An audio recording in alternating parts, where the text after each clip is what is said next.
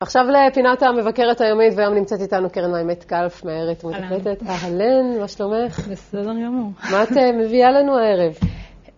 אז אנחנו מתחילים עם השינוי בלוח השידורים של 88 FM, שקרה ככה פחות או יותר בחודש האחרון. אז אולי אני רק אתן טיפה רקע. לפני 3 שנים היה איזה שינוי מאוד מהותי שגרר הרבה מאוד עצבים מחלק מהמאזינים של 88 FM, שלא סמכו על השינוי ועל התזוזה לכיוון המיינסטרים. ועכשיו בעצם היה שינוי מאוד מהותי שבא בעקבות בעצם החלפת המנהל של 88 FM, וחזרו לשדר שדרנים ותיקים כמו גל אפלרויד ואבנר גורלי ויואב יפת. המוזיקה הכי טובה ברדיו, לא?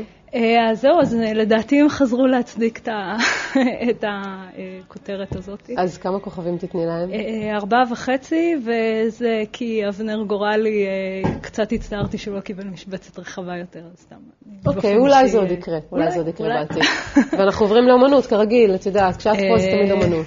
כן, אז ספר ילדים שנקרא גברת מגזרת, שכתבה נטלי בלסן, ואירה אותו איורים מאוד מאוד מיוחדים נעמי שפירא, שבעצם מה שהיא עשתה, זה קורה, זה קורה.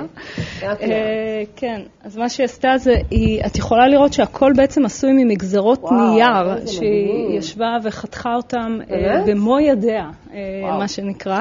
עבודת נמלים, מה שנקרא. עבודת נמלים מטורפת לחלוטין, שממש משרתת בצורה מדהימה את הסיפור. תראי את הסינר הזה, לא, זה לא יאמן. כן, הסינר. זה דו בכלל, זה לא 5 כוכבים. כן, זהו, אז בקיצור, ממש ספר מקסים ויפהפה ומאוד מאוד לירי, והאמת שהוא מקבל 4 כוכבים, והסיבה לכוכב שנשר זה כי נראה לי שהם היו צריכים להדפיס את זה על נייר שהיה אולי זה מגזרת כזה, אבל אז אולי נשמר. יש משהו בזה. נראה לי יש דרכים לתחמן ככה בשביל שזה, אבל זה עדיין ספר מקסים ויפהפה, והוא זכה בעיטור אנדרסן, שזה עיטור מאוד מאוד נחשב. מדהים, זה נראה מאוד מרתק הסיפור הזה. אנחנו עוברים למוזיקה, נכון? מסיימים בעצם. כן, והבלקן ביטבוקס נורא נורא מסרחים, הם הוציאו אלבום חדש שנקרא גיב.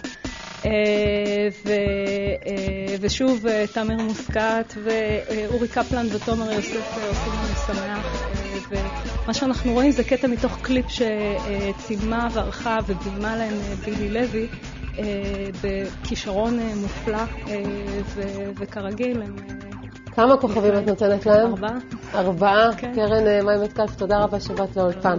בשמחה. עד כאן לערב, נהיה כאן שוב מחר 6:30 בערב, ערוץ 98 וגם בערוץ 3 לצופי הוט. להתראות מחיפה. ביי.